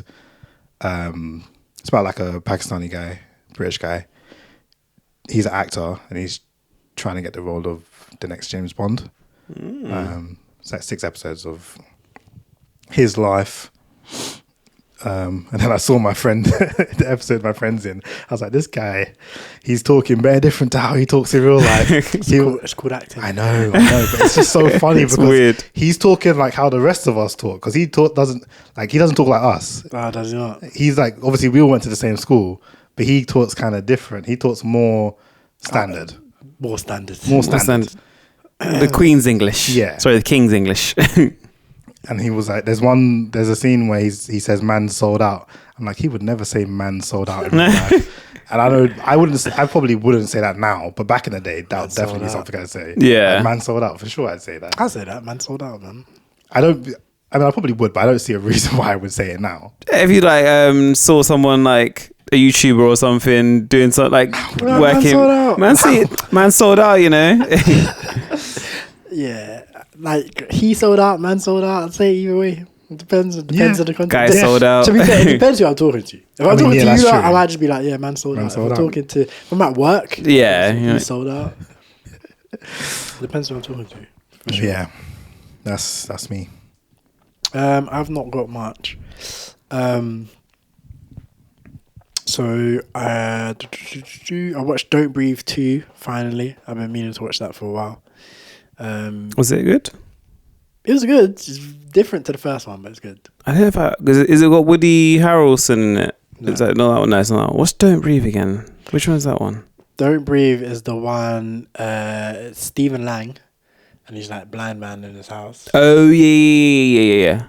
I think. Oh, I didn't realize it was a sequel to that because I saw it was come up, but I didn't actually realize it was a sequel to that. Yeah. So I watched that. I've been meaning to watch it for ages. It's good. It's very much a pivot, I would say, from the first one. But it's good. Also, I watched Louis Theroux Inside the Manosphere. I was cracking up. I don't even there's not much to even say about this, but I was busting up. I can't watch it. You can't watch it. I can't take them, man. But that's the point. I can't take them, man. That's the point, though. Like literally, just seeing this middle-aged guy just going around these lot. Yeah. And just watching him interact in their spaces is just hilarious. It's so funny. Because he's just obviously being himself or whatnot. He's asking questions and they're responding and stuff, and you just see the look in his face. It's like, wait, what did you just say to me? Yeah. It's so funny because as much the manosphere is definitely it's a problem, and they're disseminating very toxic views that are like liable to affect society in horrible ways when like obviously young boys are picking this up, taking it seriously, and running with it, and that side of things is all horrible. But seeing like someone in, I presume maybe his 50s, he is, maybe he's a bit older than that, I don't know, who seems to be a fairly normal person, well adjusted, like be like encounter these views and just be like, what are you actually saying? Like, this is actually ridiculous. Like, what you just said. Like, how could you possibly think this? Yeah. And just seeing, the different situations. Obviously, like he followed HS Tiki around. And like talking to him about how obviously he did a video with Bonnie Blue, where he basically was calling her out for being a hoe and stuff. You've seen the video, yeah? I saw clips of it, yeah. Man, I thought you said you could. I can't take these, man. Literally, my timeline, I've muted all their names because I'm just like. Yeah, he did a video calling her out and whatnot, and then Lou Ferrero was like, "But don't you advertise OnlyFans girls on your Telegram?" And he was like, "Yeah, so yeah. If I'll profit off of it, but I don't. I think it's disgusting, isn't it? I think it's." He's like, "Do you not see the hypocrisy there?" He's like, "No, I'm just gonna get my bag. I will tell you, if you watch their content, you're a loser, but." I'm still gonna sell it to you. And Luther was like, "Oh, that's like saying, like I'm a private trainer, come to my gym, and then also here's all these donuts." Yeah, and he's like, "Oh yeah, but that basically just means like, either way, I'm getting paid. You either come do the PT session, I get paid off for that, or you go get your donuts, and I own the donut store, so I get paid off for that." My God. And it's like, oh my God. So you don't care, and then Luther is like, so you just don't care about morality at all. It's like, whatever. And it's like, this guy's meant to be in jail, isn't he? Like, what's he even doing these interviews and stuff? He got a suspended sentence. So yeah, he's not. He was on the run for like 6 months or like a year or something, and he just got a suspended sentence. Yeah. Send him jail, man. Lock him up. Even bloody apparently, according to Louis Ferrero, while they were filming the documentary, they assaulted someone. Oh my God. They apparently they accused him of being a predator. And obviously they were live streaming and doing this thing where they're like catching predators, apparently. Yeah. And they just fucked up again on a live stream. They don't show the clip on the documentary because apparently it's brutal. But Louis is like, "Oh, that was horrible. It's mob mentality, just mugged him." Yeah. It's a lot. Crazy. So it's HS Tiki, it's Myron from Fresh and Fit. He's annoying as well. He folded like a house of cards. I don't care. That was so funny to me. I guess I'll give you like the recap. Obviously, I told Cam about this the other day when I saw him, but he was talking again to Louis Ferrero, basically saying, "I believe in one-way monogamy. Like my girlfriend." She knows that, in the future I want to have multiple wives, blah, blah, blah, blah, blah, blah. And this is when they're talking one-on-one, right? Mm-hmm. Then his girlfriend comes and Louis like kind of asking her, like, "Oh yeah, what do you think?" And like, he was just telling me about this one-way monogamy. And she's like, "Oh yeah, he's kind of mentioned that before, but kind of thing." And he's like, "No, but yeah, he kind of sees like he really like in the future he wants to have multiple wives and blah blah blah." Because she was saying, "Oh yeah, no, he'll go out and he'll have his fun, but then he stays with me for a long time." And so Louis Ferrero was like, "No, but if he wants to have multiple wives, you presume he's gonna have these other women around for a long time as well." And she's like, "Oh well, we'll see in the future." And like she just looked uncomfortable. So Myron was like, "Oh yeah, but you never know. In the future, maybe I might realize that one woman is good enough." Oh my God!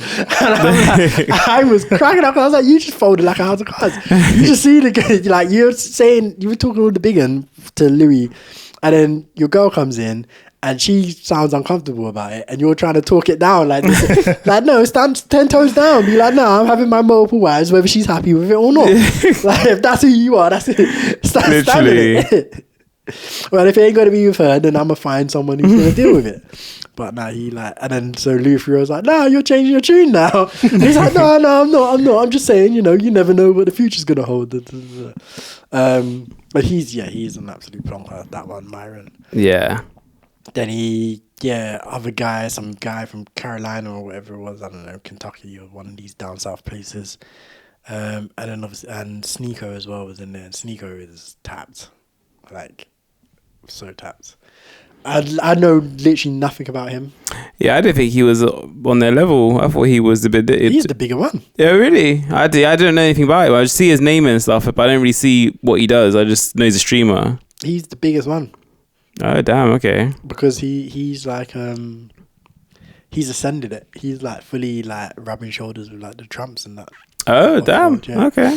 So, but he, I think he's like out of it in terms of he graduated out of it. Yeah. To the point where now he's like fully in that world of being.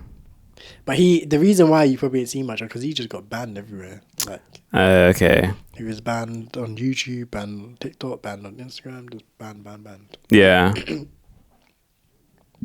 But yeah, it was great. I would say just watch it. Like it's not a difficult watch. Like for me, I just found it funny. I was like, this is just all of you, man, are just the biggest losers on the planet. Like it just. That's like, I don't think because is it multiple episodes or just one long episode? One episode? Yeah, I'm like, I don't think I can take listening to them lot for that long. I'm just the thing is, it's broken up because he starts off with HS Tiki, then he goes to Myron for a bit, then he goes to this other guy, then he goes back to HS, and he goes back to Myron. And the thing, they do say stuff vaguely different, and they talk about stuff that's vaguely different. Yeah, which is like So it is. It's not as painful. It's not as painful. You're not just listening to one of them just and like say the same stuff over and over again. And but it is honestly, it is one of them ones where like you're rolling your eyes like, oh my god, oh my god. We have like screens around the office, and then I think they must just drop like random articles, and there was one that's like it had the HS picture from the Manosphere thing. It's like the Manosphere reveals that kids need to be protected. I was like, it's just I'm just seeing it everywhere. I'm like, I go on Netflix, I see it. I go on in my office, I'm just seeing it on the screen. I'm like, I just mute it. I don't want to see it. I don't want to see this guy's face. No, but it's scary though, man. Because even in the thing, you see that when they're on the street and stuff, obviously they're getting stopped by people, and a lot of the time it's young people, like actual kids. And then like Furo is like, but what do you like about him? And some of the stuff that they're saying is just like, it's rough. They're like, oh, it's the Jews. It's like, oh my god, oh my god, like. Flipping hell, man. Oh my god. Yeah, it's a lot. And then like they're like, oh yeah, teaching us how to be men, and all this stuff, how to make money, and and it's just like, oh man. It's wild. I would recommend you guys to watch it. It's like an hour and a bit. It's not like super long. But I do understand if you don't want to, I get that also. What else have I watched? That's actually it. I did read more of the beginning of After the End as well, though. I've read these 2, 3, and 4. So you can take those back. I'm still not seeing peak. I don't understand how. Hold on. I don't understand how you guys can describe this as peak. I'm surprised you even like it, Bez. Like, I feel like nothing's happened. Like, for you guys, like, took this and were like, I saw people saying, obviously, it's the next solo leveling or whatever.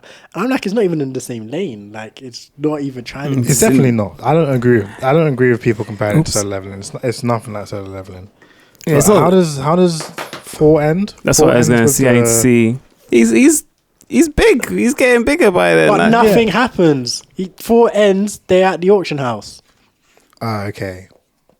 The most exciting thing happens is that he says that he has an equal contract with Sylvie, and the guy's like, what? I'm like, that's the only thing that happens in this volume of any kind of excitement. Everything else is just sparring, bro. I'm like, okay, that's fun. I mean, I think what I remember saying is that this was like the beginning of peak, and then that Right. is like the depths of it. That's when you're like, oh yeah, this what is going on here. But the sparring's even sick. So when he's fighting the professor, he fights his dad. Like, I mean, yeah, and just off of the It's way that they talk about this, inconsequential. the way they talk about this child is sick. Like him having multiple.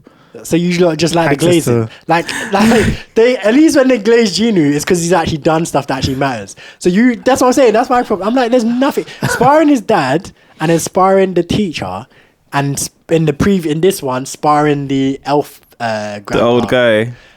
Inconsequential. None of that matters. Like, and It's just glimpses, bro. It's and glimpses of his power, bro. everyone being like, oh, this boy, he's such an amazing child. Like, it reminds me of Huey Freeman when he's dreaming. Or He's so well spoken. He's exactly that. He speaks so well. Round of applause. Clap, clap, clap, clap. That's literally what it reminds me of. I'm like, but nothing is happening. So I'm like, and so that's why I'm surprised you like it, because I'm like, nothing has happened. It's glimpses. I bro. think stuff's happening. I feel like Like what? like him when he's sparring the teacher, and the teacher's like, "Oh my god!" Like you could see, like, "Oh nah, okay, he's sick." I'll literally say, for me, when I was reading it, I wasn't like sold on it until he ended up in the elf village, Right. and from there I was locked in. Like that was the moment. That was the point So- where I was like, "This is sick." What I will say is, yeah, and what I put in my notes, because I was taking notes on it, I was like, it's enjoyable, but it's given cute and cozy right now. It's so like I'm like, and I like. That's why I said I'm surprised, because I like that stuff. I don't mind cute and cozy. I just wasn't expecting cute and cozy the way that you know. I was expecting, all right, we're moving. Like, if this is the next solo leveling, I'm expecting like Tomb Raider King, yeah, 2 volumes of that, and so much more has happened than that. Even though I would say that the beginning of the end is probably better, but it's better as a cute and cozy like man. Whereas Tomb Raider King, stuff is happening. Like they things are moving. Like he's having big boy scraps with big boy ramifications. Whereas this guy is just like, oh, he in that they him and Chairman Kwan basically raise the Egyptian god cards. They rise up the Egyptian gods, Anubis and all of that, and they have to tame those relics. Very consequential, big ramifications for them as characters and for the universe. Whereas this, yeah, it's just sparring and people are impressed, and I'm like, But even the way he got to the elf village was a bit crazy, no? He beat up the man. Like he And destroyed saved the them kid, to saved the save her. daughter. they ain't nothing, man. And you just see a glimpse of how he's on demon time sometimes. Yeah, you like, you do you see know his what? eyes just go, you're like, oh. You see him beating up those people, right? It's just like, you know, when Vegeta and them lot are at the... Man's here dying of a heart attack, and you're just like inconsequential. You're like, yeah, I'm fine. Trying to be strong for the girl. inconsequential. Do you know why? Because it doesn't mean anything. So, like, he does that, and then it's solved within 0.2 seconds. Like, and then, like, it's like, okay, you find out that Sylvia's beast will...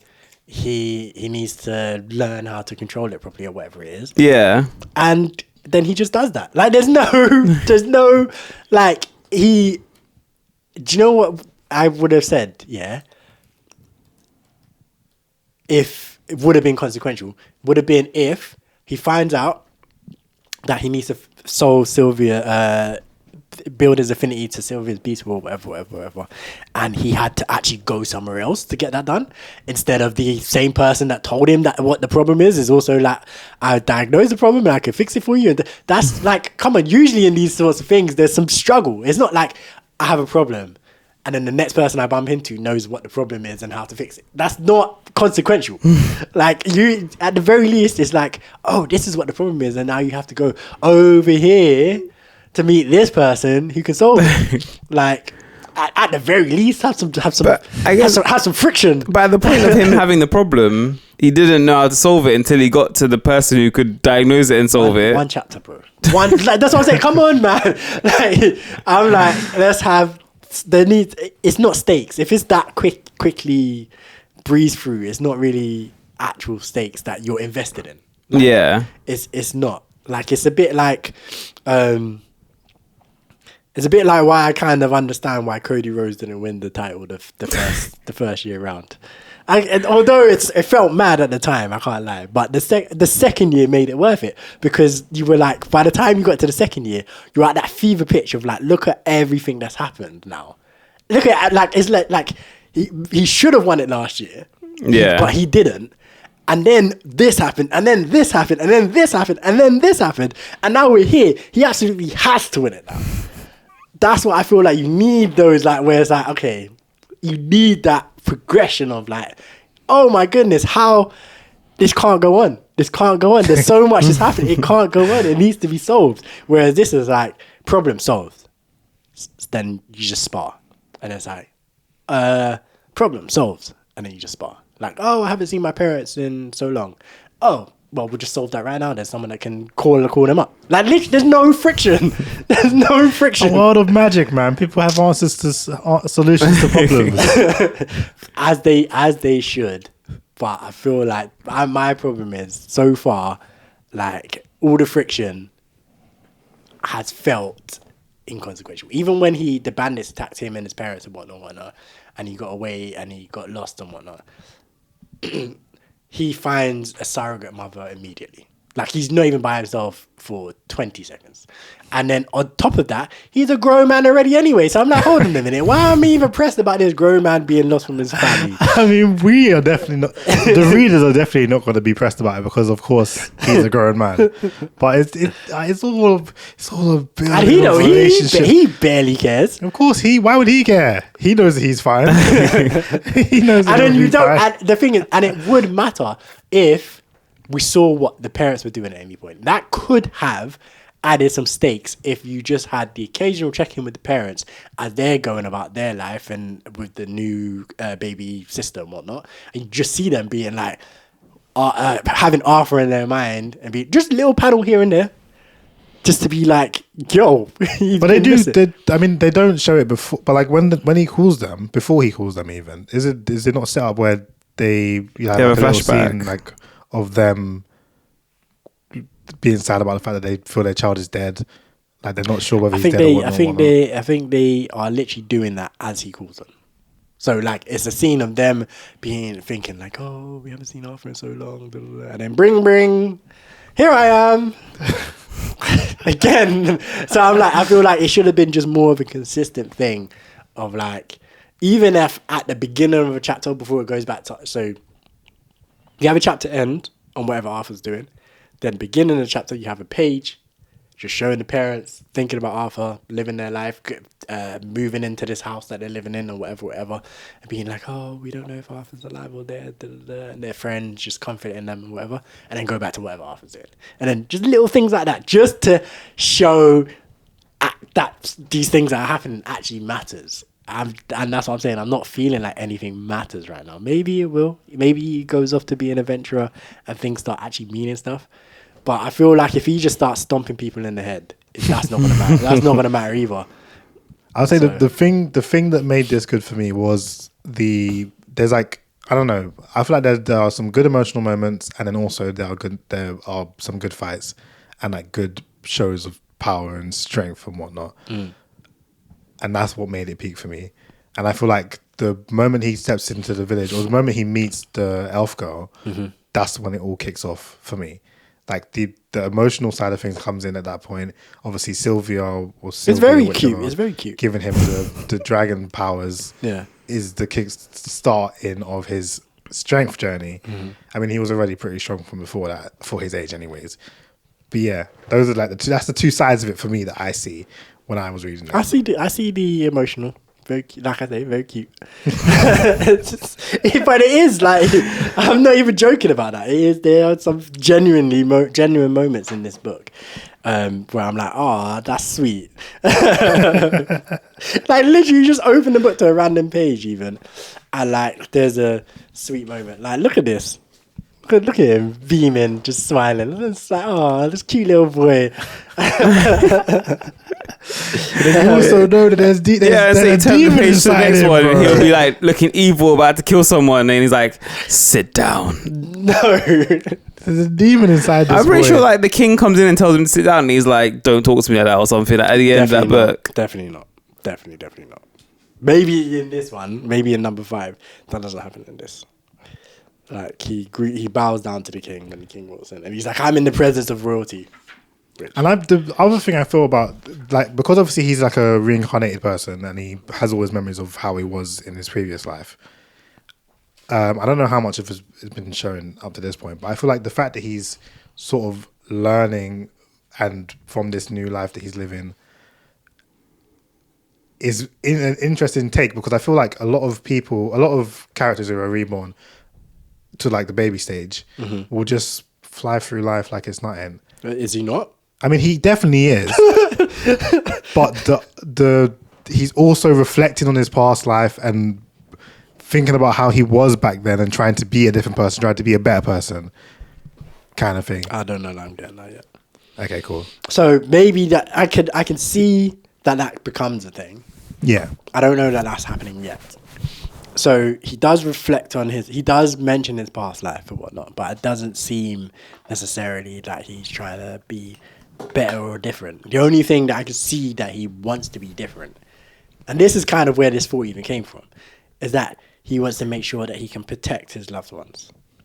yeah. And I was honestly like, protect them from who and what? Because ain't no threats out here, my G. Your life seems pretty cozy. Like, honestly, I don't know. The only time guys got attacked were by some bandits that really the adventurers could have handled quite handedly. If mum wasn't pregnant and you weren't a child, it would have just been fine. that's the world he was born in. That's his first. That's like his memory of leaving the village. He gets get attacked within the space of what, like a day or two. Yeah, but I don't need to leave the village. Don't know, they were going to train or something. Yeah, but now they don't need to leave the village. That's what I'm saying. My point is, it's not like there's this existential threat. Like, there's no demon king overlord that I'm aware of. There's no like overpowering. There's no Akatsuki group that's running around going crazy. It's from where I am anyway. They're just bloody living life as a security guard and a stay-at-home mum. Yeah. What possibly harm could come to them? Like, they're actually living in the frippin' upper crust of life as well. Yeah. Like, rubbing shoulders with the king and queen in the auction house. So I'm like, he's like, oh yeah, I need to get strong to protect them. And I'm like, so far, this story has not really shown me what they need protection from. Yes, there was this little scrap, but you could handle this scrap right now. You don't even need to get any more. The scrap that would happen, you don't need to get any stronger to deal with that. I mean, his dad was just back from war as well, wasn't he? And like, but they handled it. If you remember, like, it was chaotic and whatnot, and Arthur had to run away with the mum because mum was pregnant and whatnot. But the dad and his group handled the bandits. Like, I mean, the dad was actually at war, like, because aren't they war? Like, they're at war with like the goblins and stuff. And then the dad came. So at the start of it, I think when the dad returns, he's like just back from actually being at war at the very, very. I think at the beginning, yeah. So before even the bandits sort of stuff, and he's back. Quite possibly, but again, if he's back from war and the war's over, it's not over. It's ongoing. There's no mention of that. Doesn't the granddad say about the different species and like how they're warring with each other and they hate each other? He says that the elves and the humans were at war for ages, and he's the first human to come to the elf kingdom in forever, and so he gets looked down upon at first, and that's certain points because he's human, blah blah blah. But that war's over for sure. Okay. Between the elves and humans, and I don't think he mentions any other ongoing war. Okay. So that's what I'm saying. So there doesn't appear to be any current threat or looming threat, and I'm sure there will be at some point. Obviously, the thing's going to go on, but I'm like, you're saying, I can see that people close to you died in your previous life, and you don't want that to happen again, and I get that, but I need a reason as to why you think they might die. Like, it seems like you were a bum in your previous life when you were born, and of course that leads to problems on the roads and stuff, and people can get got at any time and blah blah blah. But right now, like I said, your parents are in the upper echelons. Like, what possibly could happen? And they're strong enough to handle themselves. The dad is security guard. Been at war. Your mom's a deviant mage. Like, you're damn near Jesus. Like, how much stronger do you need to be? So yeah, that it's not really a problem. Like I said, I enjoy it. I rated this volume 8 out of 10 and this one 7 out of 10. I'm enjoying it, but more so because I find it cute and cozy than peak. I don't think I could describe it as peak just yet, but it's not. It's enjoyable. I will say that much. Hopefully 5 brings the drama, brings the peak, but we'll see. How many volumes do you have, Bez? 9. Okay. Do you want the rest of them? Let me read 5 and see. Yeah. I mean, to be fair, like, if it continues to be cute and cozy, then I would still probably want to read it. But if it tries to get peak and then doesn't do it well, then I probably won't. We'll see. I'm just laughing. I'm so serious. I believe you're serious. I believe you. I just don't want to say too much. Okay, well, I'll read 5. When does 5 end? And tell me, because you were like, oh, this is the beginning of the peak, right? So tell me if I'm getting good stuff. Well, I see by the back of the K cover, yeah. I know how this starts, and the way this starts is one of the sickest interactions in like the whole thing. He's even dilly dallying, man. They're like, "Oh, go to school." He's like, "No." He wanted to defer his start. Yeah, he wants to. I was like, yo, that sounds like we could get some interesting, some My Hero Academia stuff. He wants to go and see some things. Some martial like time in school. So yeah, but yeah, we'll see. And I'm like, okay, cool. You want to go off and be an adventurer? This could be dramatic, but I don't know. We'll see. But yeah, reading that, I've been reading Gashirakita as well, Volume 1. I think I might pick up some more of those because yeah, the anime is peak, so I'll see what happens in the manga. But that's basically me, yeah. Yeah, I've not really watched much, to be fair. Been watching Scrubs, the new season. Finished the new the live action new season of One Piece, which is very good stuff. And I think that's really it. I started watching The Magicians, Cam. For real? Yeah. So okay. I watched the first 2 episodes. The first episode I was a bit confused, and then the ending I was like, okay, I need to see more now. Because at first I was like, how did they actually arrive in this place? They just kind of just showed up there and just ended up as magicians. I was quite confused by that. And then yeah, it ended, and I was like, okay, this seems like it's going place. I need to watch some more. So I started watching that. I watched War Machine, the new movie with Alan Richardson, which was decent. It was basically about like these marine kind of guys who go on I don't know what the term was, I can't remember what the term was, but it's like a test mission sort of thing. Right. And then military exercise, that's it. Yeah, they go on a military exercise, and then there's like an alien spaceship thingy that gets up and starts trying to kill them all. So he's a war hero, but to him he's a disgraced hero because of how he kind of went out. So he's like depressed and all that kind of stuff, but getting back into it now. But yeah, it was decent actually. Just a good like background watch kind of thing. I think that's it, to be fair. I haven't really watched much. Where are you watching The Magicians? I've got a dodgy site I can watch it on, or dodgy app I can watch it on. Yeah, man, like I was saying earlier, man, criminals. Get him off the road. Off the road. Get him off that was even before we were on mic, innit? Yeah. They don't even have the context of that. Jokes. Nah, I'm playing. I don't know. I watched anything. I watched a couple episodes of Borders. It's a BBC show where they're like in these like 4-5 black kids who go to like a boarding school on scholarships, and then they're like just their trials and tribulations at the school.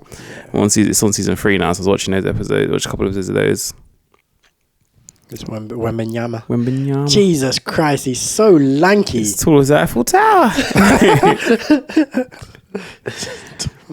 Nah, but he really was, man. Look at that. That's ridiculous. He's taller than the referee.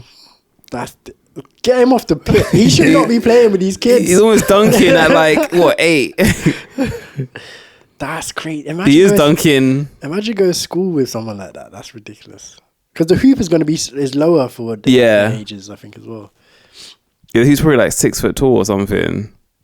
That's disgusting. Have you seen the new guy who's even taller? He's not in the NBA yet though. He's in like the college league. I think he's like 7'9", and he literally doesn't have to jump to dunk. It's ridiculous. But he's not. He can't do what he does with like threes and stuff. But he's meant to be very good in the key. Yeah, in the paint. His arms and legs are so long. It's crazy.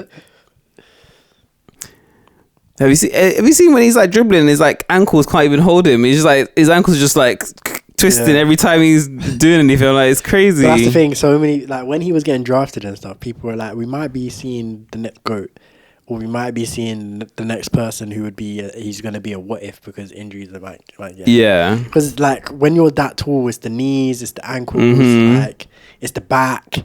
Like if one of these or all of these start to fail you, there's problems. So obviously, touch wood, no one's wishing that on him, but it's just people are just worried about it. Yeah, it's the kind of sometimes the reality of being that tall, especially when you're not like, he's quite skinny as well for his size. Yeah, like sometimes you need that muscle as like to kind of. People say he's just so big together, that he can't even like put on muscle. It'll just be impossible for him, pretty much. He would need to just be eating every day. Yeah, like every minute. The Flash. Needs to be eating every day. But yeah, no, he'd just be need to eat like 10,000 calories a day or just pure protein. Yeah, and then also at that size, like I'm assuming workout exercise is probably difficult. Like squatting is probably squatting's a myth for him. Like squatting like. I mean, squatting's hard for me, and I'm like 1.5 foot shorter than him. Yeah. So it's interesting. But anyway, he's definitely gonna be someone to watch for the next few years. I mean, he's already definitely worth watching now. But the next like 10 years or so, if touch wood he stays healthy, mad baller. Yeah, man. Were you saying something, Cam? Like before we started talking about Wembanyama. I don't think so. I just finished up with my. You asked about with the magician when I watched the Magicians, and that was it. And I was just finishing up my watch list. But yeah, that's me. Oh my days. Oh, it's All-Star weekend, yeah. Okay, fair enough. I was like, why the hell is Anthony Edwards going up for the jump against Wemby?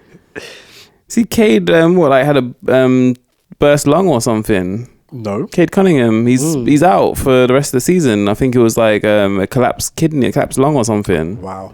Yeah, I don't even know how.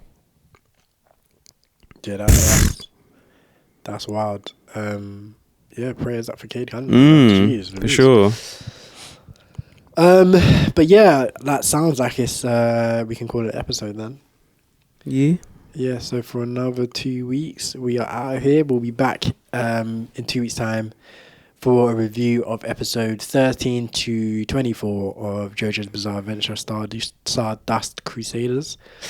So again, if you're watching along, make sure you watch those episodes before the next episode of the 5 Letters Podcast, and we'll catch you there. Peace. The 5 Letters Podcast.